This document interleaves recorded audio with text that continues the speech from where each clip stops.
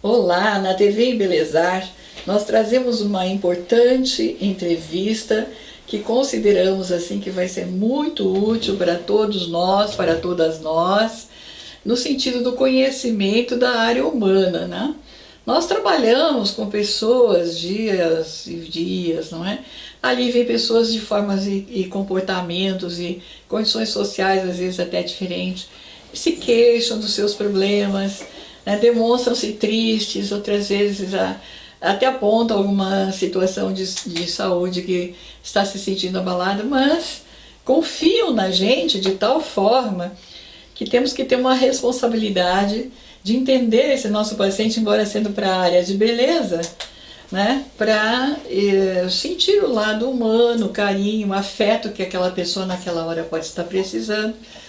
E melhor do que ninguém para falar sobre afeto, sobre problemas mentais, emocionais, não poderia ser a melhor entrevista hoje do que aqui que nós estamos com a doutora Vânia Carla Barbosa, no consultório dela, nos recebendo com muita atenção. E estamos muito felizes, gente, de estar aqui com vocês na TV Belezar e pedindo à doutora Vânia, então, que cumprimente aos senhores internautas, senhoras internautas da TV Belezar. Olá, tudo bem, internautas? Espero que todos estejam bem. Então, estamos muito honradas com essa oportunidade aqui, doutora. E, sendo assim ainda tão jovem, nós observamos pelo seu currículo vitae que enviou para nós, o currículo Lattes, que a senhora teve uma outra especialização, inicialmente com pacientes crônicos em hospitais. Foi muito interessante ler isso. Mas depois acabou optando mais pelo apoio psicológico, até mesmo as pessoas cuidadoras de pacientes crônicos, que eu acho que assim, acredito que é inovador. E depois, eu gostaria muito, antes de iniciarmos as suas novas especializações, saber o que foi que mais impressionou a senhora nesta fase, nesses dois aprendizados. A minha motivação foi justamente poder dar um suporte a essas pessoas que, diante de situações que as acometem de tal forma súbita, né, no sentido de um adoecimento, que elas pudessem ter subsídios para lidar com a situação, né? Porque quando você tem um paciente acamado, né, e a depender do grau desse acometimento, isso causa um impacto significativo na vida dessas pessoas. E um impacto não só emocional, mas físico, né, financeiro, e gera toda uma condição nova de adaptação e também de sofrimento. Então, uma das minhas motivações foram essas, poder ajudar ao paciente e também aos cuidadores envolvidos nesse processo de adoecimento. A doença crônica é uma coisa que envolve não só o aspecto físico-biológico, mas também envolve toda a carga emocional, enfim, em torno disso, né, doutora? Daí que foi que despertou para a senhora trabalhar mais com o lado emocional? Sim, não de toda forma assim, né, eu tenho uma compreensão do todo, né, então, pensando que o sujeito, ele sofre em relação, né, então quer dizer, o adoecimento altera a relação desse sujeito com o seu meio, né, com o ambiente, com as pessoas, com o todo. Isso causa impacto na vida desse sujeito e nas pessoas que estão em seu entorno. Bom, nós escolhemos aí previamente conversar com a senhora por algumas coisas que estão mais comuns, que estamos escutando na mídia, né, às vezes assim nas escolas, quando alguém tem crianças, os jovens, né? Então, a bipolaridade, né, que depois a gente está pedindo para a senhora dar uma conceituada, o vício em álcool, que é uma coisa impressionante, hoje tem garotas de 10, 12 anos, os pais pensam que estão tomando refrigerante dentro da bebida alcoólica, né, um alto índice lamentável. E também nós estamos vendo e ouvindo muitos fatos que a pessoa diz, porque eu estou com uma ansiedade, porque eu estou com estresse, todo mundo muito estresse, principalmente mulheres muito estressadas, né? E a depressão é algo que está atingindo homens, mulheres e crianças.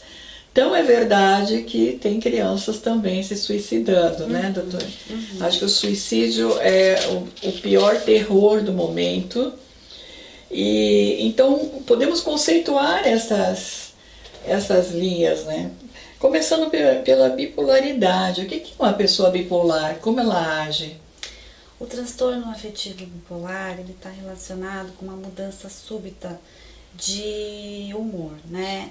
E nesse sentido são quadros nos quais o sujeito, em um determinado momento, ele está num episódio melancólico e, de uma certa forma, né, rapidamente, ele vai para um quadro eufórico. Então, por exemplo, a pessoa pode estar muito triste, eu vou chamar de tristeza, né, porque falar melancolia é um pouco mais específico da área, né, mas vamos pensar um pouco numa tristeza intensa, que a pessoa não tem vontade de tomar banho, não tem vontade de se alimentar, tá muito cabisbaixo, e de repente, vamos supor, ela fica um período de um mês mais ou menos assim, e num período ela começa a oscilar o sono, ela começa a ficar alegre, sem razões aparentes, que a gente chama de euforia. Ela vai para um quadro eufórico que, de repente, onde ela não se sente nada, ela passa a se sentir tudo e ela acha que ela pode fazer tudo, inclusive voar se ela quiser. Tem um documentário de um filme, que eu não vou me recordar o nome agora, que mostra muito essa característica. É um filme dos Estados Unidos, de um garoto que, em determinados momentos, quando ele oscilava, que ele fazia essa transição de humor, subia no telhado da casa, achava que ia voar e queria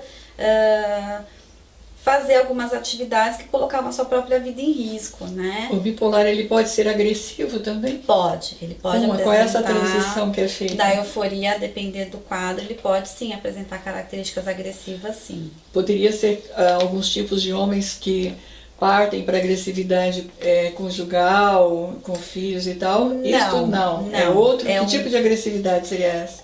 Seria, por exemplo, de repente ele achar que ele tem que, sei lá, tem uma questão mal resolvida com a família, e aí nesse quadro eufórico, ele supor que ele, né, como ele está nesse quadro eufórico, ele imagina que ele pode falar tudo, ele vai resolver tudo.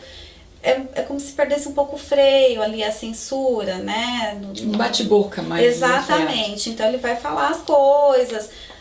Um quadro comum de se ver, assim, no transporte público, às vezes podemos ver moradores de ruas, algumas pessoas que elas começam a falar, a gritar na sua orelha. Então, no caso da euforia, né, no caso da agressividade na euforia, a gente posso exemplificar aqui na esquina do consultório, tem um morador de rua que em alguns momentos, algumas pessoas quando estão passando na rua, ele está no quadro eufórico, até pela própria condição de vida dele, né? Traz também uma questão de sofrimento psíquico significativo aí. Ele acaba agredindo as pessoas, ele sai gritando com as pessoas. Num caso familiar, por exemplo, relacionado à violência doméstica, pode haver transtornos mentais envolvidos, porém, há outras questões sociais relacionadas a esse comportamento agressivo do homem, né? E que em alguns países há tratamentos para isso. Aqui no Brasil a gente ainda tem, mas parece que a eficácia ainda não é tão significativa quanto deveria ser, né? A gente tem aí um alto índice de violência doméstica, de assassinato contra as mulheres. E muitas das vezes o agressor não é identificado, não é tratado, mas a gente tem sim possibilidade de tratamento aqui no Brasil, mas até, né, parece que só é divulgado quando se está na situação, né? Não se tem um movimento que fomente isso no nosso país. Um movimento de pessoas da área que tem prováveis pacientes bipolares ou a pessoa seja bipolar, para que haja mais compreensão e tratamento e prevenção. Então, não sei se pode. A bipolaridade, no que eu falei há pouco, foi da questão da violência doméstica, mas a bipolaridade tem sim tratamento, tem movimentos, tem grupos sociais que se unem, né, para fomentar aí. A questão um pouco toca numa esfera social, no sentido de que até o próprio SUS, a gente tem os CAPs, né, que são Centros de Assistências Psicossociais, né, para transtornos mentais, são priorizados alguns casos, mas a gente vê que ainda assim a saúde mental fica vinculada muito às instituições privadas e não às instituições públicas. A gente tem alguns hospitais de referência em São Paulo que fazem tratamentos, né? E tem um grupo de pessoas que se unem, então assim, a bipolaridade nesse sentido ela está bem contemplada, mas ainda assim circula muito mais no âmbito privado do que no âmbito público, né? A gente percebe uma carência aí. E quanto ao vício em álcool, que dizem que é uma coisa que virou um terrorismo, tá? Tem um movimento de pessoas drogaditas e tal, mas que a questão do álcool é uma coisa absurda. Inclusive com mulheres, né? Um grande consumo de álcool. Como é que funciona? Eu fiquei admirada, foi o que disseram das crianças, né? Jovens, adolescentes. Mas isso aí é o que? É uma doença que vai fazer com que haja esse consumo, que leva a isto? Qual é o comportamento com essa criaturinha? Olha, segundo a Organização Mundial de Saúde, o consumo de álcool tem aumentado de forma impactante. Embora o Brasil não está entre os países que mais, no ranking, né, no topo do ranking dos países que mais consumam relacionados, né, com a América do Norte, Europa, a gente apresenta sim um consumo significativo, né? E a gente pode perceber até pelas características sociais que hoje em dia, até pelas próprias redes sociais, a gente vê uma propagação do consumo de álcool nos adolescentes, nas crianças, e é uma causa preocupante, porque sim, o alcoolismo se torna uma doença, embora todas as ações, de uma certa forma, se voltem para as questões da drogadição, o álcool também causa um impacto significativo, não só na pessoa que consome, mas também no entorno, na família, né? Então, quer dizer, eu particularmente, da minha experiência clínica, que atendo bastante pessoas em que há um familiar que tem um consumo abusivo de álcool, né? Que eu acho que é uma característica mais marcante aí. E as relações familiares, o quão ficam adoecidas, né? Porque quando a gente fala de alguém que está dependente de uma substância, ela não adoece só o sujeito, mas ela adoece o entorno também. Então, a família inteira, né, doutora? A família inteira acaba sendo impactada. E o álcool tem uma questão também que ele não é censurado como a maconha, o crack, a cocaína. Então, ele é aceito socialmente e existe uma condição muito difícil de estabelecer uma linha tênue entre um consumo social e um consumo abusivo, né? E que eu acho que a maior dificuldade é estabelecer essa linha na qual as pessoas possam, de fato, perceber onde que está esse consumo que está passando um pouco da esfera da normalidade aí, né? E por que estão dizendo tanto que a ansiedade é algo assim que está muito atingindo as pessoas? As pessoas estão ansiosas por quê? Fazer o que com elas? Pois é, né? Tanto a ansiedade quanto a depressão, né, segundo a Organização Mundial de Saúde, ela até 2020, as duas têm características de se tornar as doenças mais incapacitantes da atualidade aí, né? E a ansiedade, ela é uma resposta inicialmente esperada do nosso corpo, do nosso organismo, porque justamente ela que trabalha a nossa adaptação no meio, né? Porém, a gente hoje em dia vive uma situação em que isso está um pouco exacerbado, no sentido de que a gente tem muitos estímulos. Eu sempre falo aqui no consultório assim, né? Por exemplo, eu tenho a minha maior demanda aqui são de pacientes com depressão e de pacientes com ansiedade. E o que acontece? Eu falo, hoje a gente tem uma demanda de estímulos muito grandes, né? E uma das características da ansiedade, por exemplo, é a insônia. Então, em alguns momentos, assim, no tratamento, uma das intervenções é uma higiene do sono, né? Quer dizer, para dormir, a gente precisa começar a limpar o campo aí, porque o smartphone, por exemplo, ele é cheio de aplicativos, a luz, então quer dizer, isso já é uma situação de estímulo. Fora isso, a gente tem um contexto cultural que é de uma sociedade imediatista, né? E que cada vez o número de cobrança consigo mesmo aumenta. E cobranças no social. Então, pensando um pouco aí até das redes sociais, que é o meio de relação que se estabelece, hoje você tem que ser um jovem de 30 anos, com um cargo importantíssimo, você tem que ter viajado tantos países, você tem que falar tantas línguas, então é um excesso de tem que fazer, então um excesso de informação em que o sujeito não consegue, num determinado momento, ficar sem fazer nada, ou ao mesmo tempo conseguir ir numa livraria, ou ficar no parque. Nesse sentido, além da terapia ser um benefício, também pensar no sentido de práticas que estimulem a esse momento de reflexão. Então, quer dizer, a meditação, conseguir ficar um tempo em casa, sem TV, sem a música, porque somos sensíveis a esses estímulos do ambiente e isso também fomenta a ansiedade e fora a própria pressão que a vida, né, social hoje traz, diante de tantas cobranças, fomenta a ansiedade no sujeito. E a depressão, que assim, é uma coisa terrível, né? As pessoas estão completamente, digamos assim, impossibilitadas de algumas coisas a partir da depressão, né? Quer dizer, elas até ficam como uma invalidez, uma semi-invalidez para os atos da vida, né? Sim.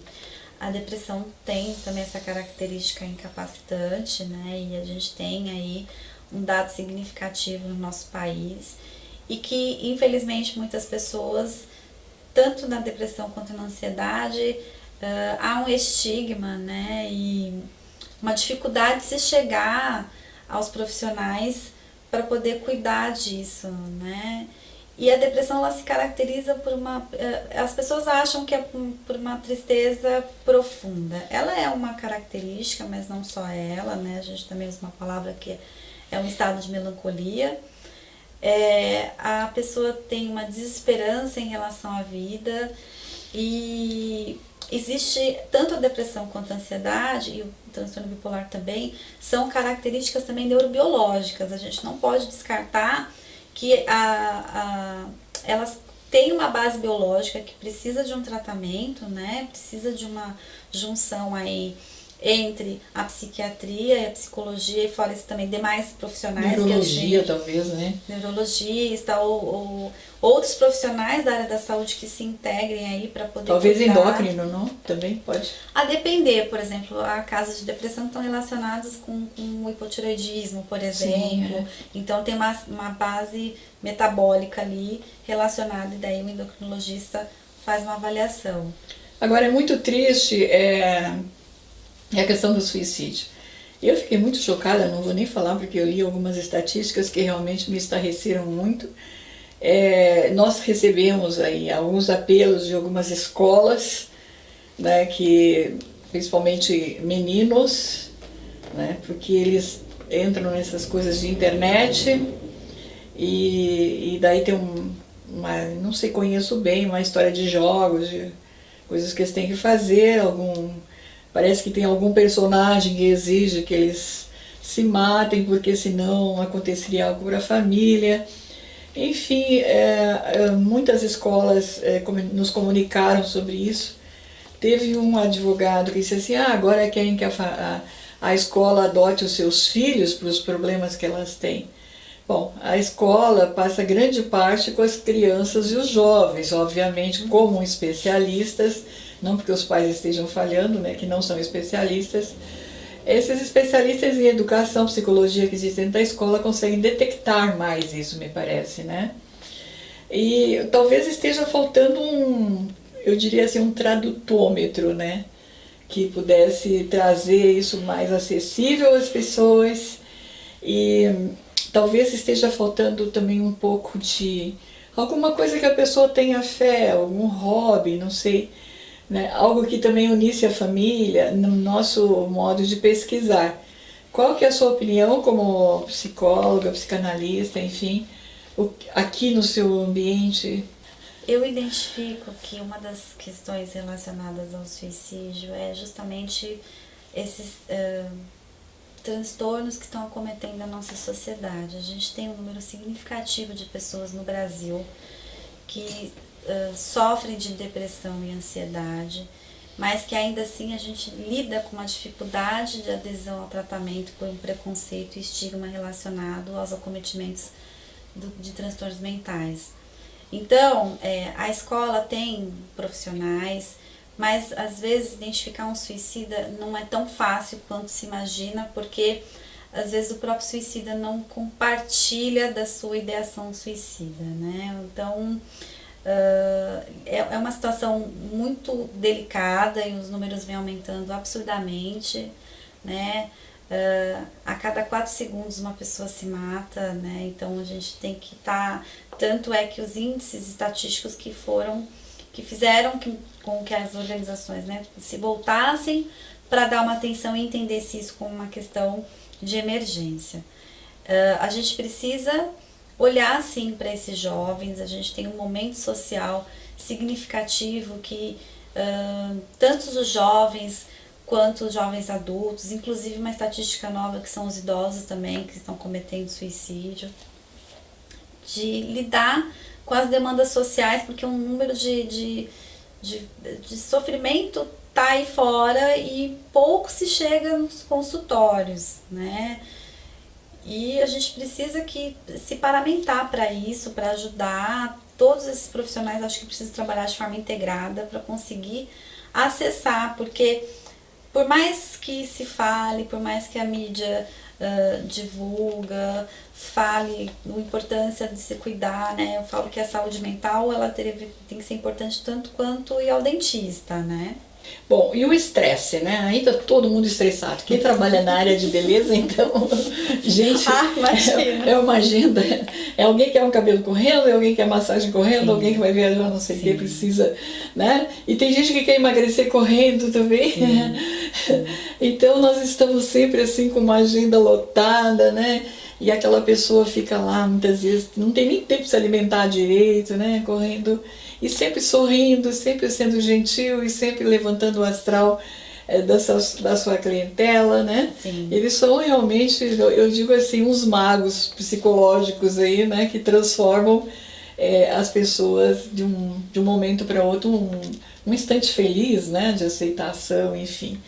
E aí nós temos o estresse hoje como uma das doenças também sociais, né? Sim. Eu não sei qual é a área hoje que vai dizer que não sofre de estresse, né, doutora? Eu acho que está uma situação calamitosa mesmo. Eu imagino, se a gente pensar em São Paulo, acho que um dos fatores do estresse já começa pelo trânsito, né? Acho que o ritmo de vida, né, hoje em dia está um tanto exaustivo, né? Quer dizer, trazer um pouquinho para a mulher, ela é mãe, ela é esposa, ela é profissional, são diversos papéis para dar conta, para responder, e em virtude disso, quer dizer, o número de tarefas aumenta e obviamente também o estresse, porque não é todo mundo que consegue ter um padrão de qualidade de vida, ou seja, se a gente pensar nos próprios profissionais da área da estética, né, do que cuida das pessoas, da beleza, que é um cuidado, né, com o outro.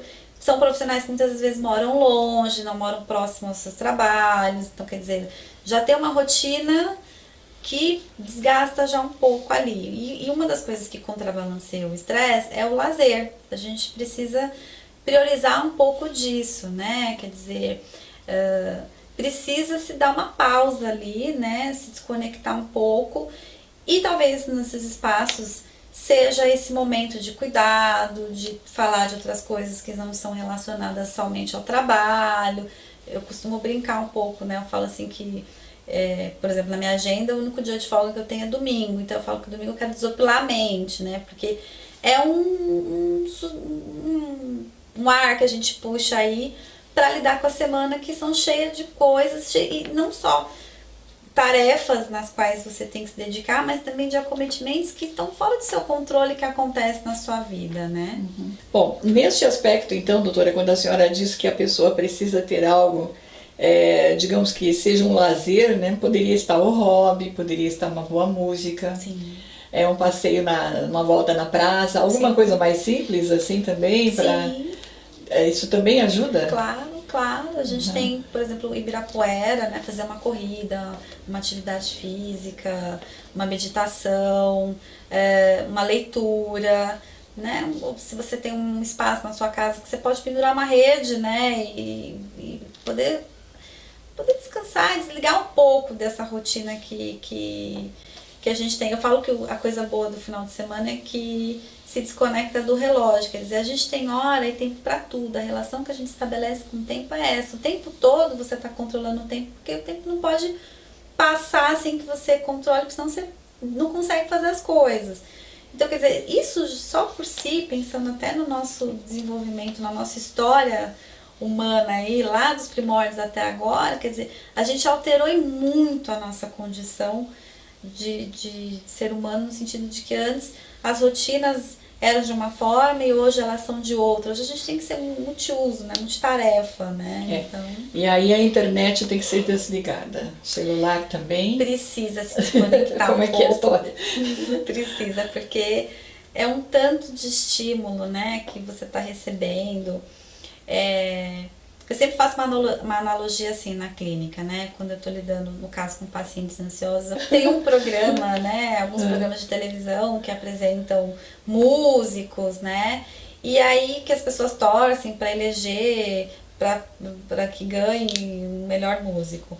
E aí, quer dizer, você torce e essas sensações te tomam. Então imagina assistir isso 10 horas da noite no domingo, sendo que você tem que acordar 6 horas da manhã na segunda-feira. Você mega acordou seu corpo, né? Você falou pro seu corpo, nossa, todo o seu corpo vivencia todas aquelas emoções, todo aquele estado eufórico te tomou. Então, quer dizer, até você ir dormir, você vai levar um tempo maior. Isso vai afetar a qualidade do seu sono, que vai afetar a qualidade do seu dia. Eu concordo que realmente, assim, eu acho que depois das 20 horas tem que desconectar tudo, né, doutora, na pior das hipóteses. Quando dá, né? Às vezes a pessoa trabalha até muito tarde. Bom, eu sou uma inveterada, mas eu acho que tem que ter um momento mesmo, pelo menos uma hora que a pessoa, né, descansa, assim, não vou fazer nada, deixa pra lá e tal. Bom, mas doutora, nós temos que encerrar, eu adorei conversar com a senhora é muito calma para expor, eu acredito que todas as pessoas devem ter gostado muito, aprenderam bastante, né? Valorizou os nossos profissionais da área de embelezamento, que realmente são aquelas pessoas com toque de Midas, né? Para fazer as outras se sentirem mais felizes, mais bonitas, né? E nós queremos então, agradecendo a sua colaboração, deixar à disposição para palestras, para novas entrevistas, né? As pessoas podem sugerir temas também, não é? Sim. Então, as suas despedidas agora para o nosso público aí da TV Embeleza. Eu que agradeço a oportunidade, espero ter contribuído, né? Estou aqui disponível para futuras conversas. Quem quiser entrar em contato, depois vou deixar meu contato com vocês para me acessarem, tanto via site, e-mail ou WhatsApp. E eu que agradeço a oportunidade. Gente querida, valeu a pena, não é? Aprendemos bastante, já sabemos como lidar com algumas pessoas, como evitar os problemas para nós mesmas, né? E um grande beijo aí, gente. Até a próxima edição da TV Embelezar, que trouxe novidades extraordinárias nessa edição para todas e todos vocês. Felicidades, até lá!